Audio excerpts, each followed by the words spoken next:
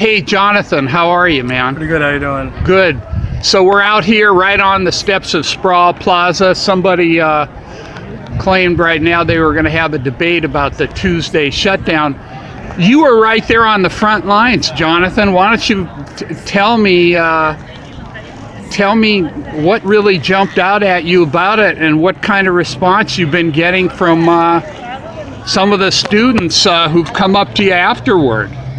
Well, there are several things that have, kind of been salient ever since this happened. And one of them was just random people that I didn't really know at all. Just, a couple girls today, actually, I was walking through Sproul Plaza, and this girl pulled me over and she said, I want to thank you for what you did that day. We really appreciate that type of work. And I thanked her because I recognized her, seeing her, right there in the front line with us. And she's like, I just heard you speaking, and it was very powerful. It was empowering, and it just made me want to do something about it. And she told me it was her first time getting involved in anything like that. Wow, was she white, black? She was white. She was white, and so I thought that was very interesting. Out of nowhere. I'm walking down Sproul, and she walked up to me. Yesterday, I was actually, on the corner of Telegraph and Durant with my dog, right there in the corner. And, the day of the protest, I had a hat on. And then the next day, I came with my hair all nice, dressed differently. And some, white guy, probably maybe a junior or something, just randomly went up to me and shook my hand and just said, hey, thank you for what you did yesterday.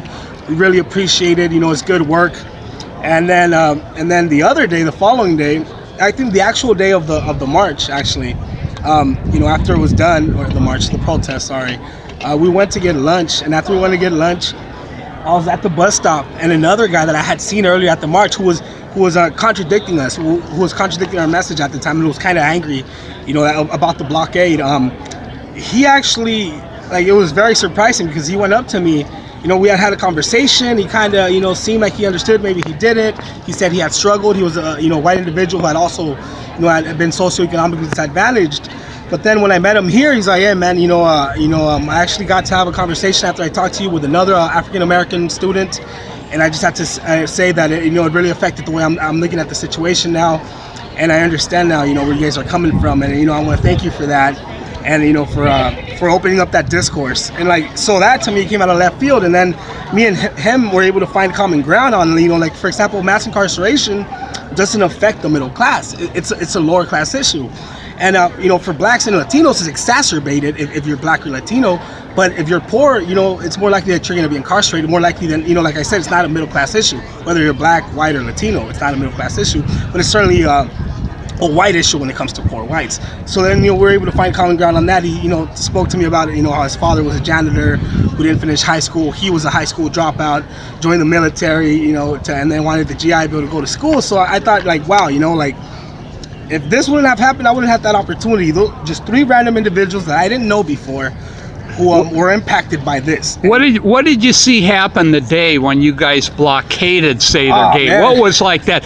Describe the impact that had. So originally, or at least in the beginning, it was a little.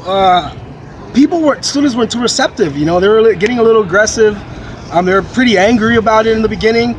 But then more people kept fortifying the line. More people kept coming. Some random people, even that they were quoted in the Daily Cal. I couldn't go to class. I asked them what was going on. I decided to join them. How amazing is that, right? How incredible is that? And that's what happened. And I can't say that we didn't have some bumps, because we did. Some students just plainly didn't give a crap. They just felt entitled, and they tried to bull rush us. They tried to jump over us. One guy literally just went through and flipped everyone off and said, the F word to everyone. So, there was certainly both extremes of, just great responses, but also just some incredibly harsh stuff that, just to me, it just reaffirms why it's so important to do this. And I was laughing, the irony of it, right? You're mad that we're protesting this. You don't think it's a real issue, yet here you are with your privilege, feeling entitled to walk through, and you can't just stand in solidarity with the fact that 111 people were murdered by police last month. That every 28 hours an African American unarmed male is murdered by police in America.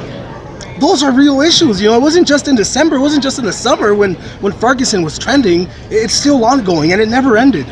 Well, you know, and that's what we're hoping to do that day, was to, you know, let people know this is a recurring issue. It wasn't just popular back then, and it's popular. You know, we want to keep it going.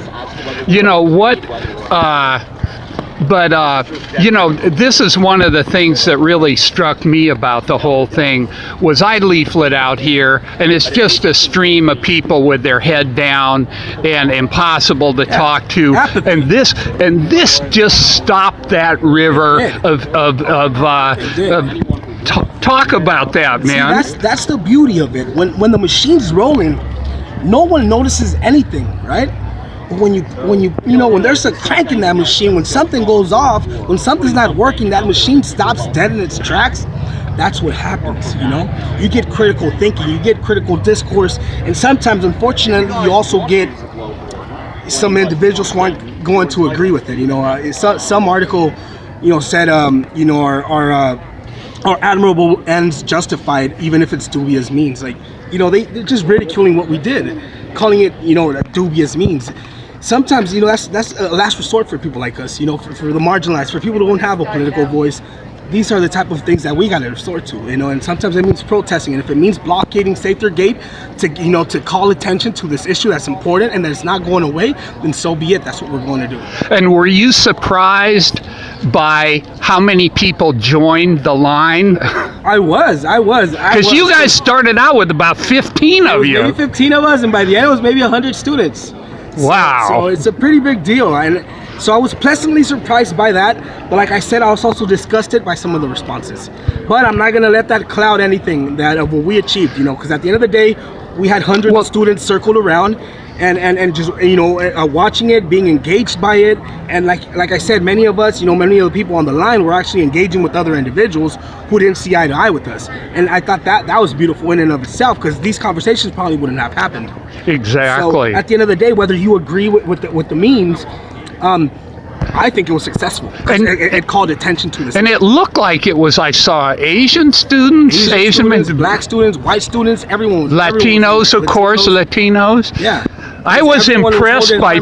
I was so impressed by people's, you know, determination. They just were not going to let people go through, man. I was surprised by that, and a lot of them were women too, and so that was just so impressive. Just the determination, the grit to stand there and be physically abused almost. You know, a lot of these guys trying to walk by, they're a pretty big guy. We had a couple big dudes on our side, though. Come on. We did have some couple big guys on our side, too.